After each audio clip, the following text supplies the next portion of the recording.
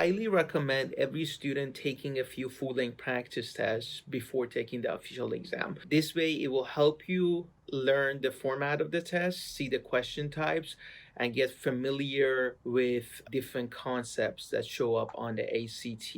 We also recommend to answer all the easy questions first and not waste your time on the more difficult questions. You can always come back after answering those easy questions and spend more time on the more difficult questions. Having a watch to keep track of time is crucial on the ACT.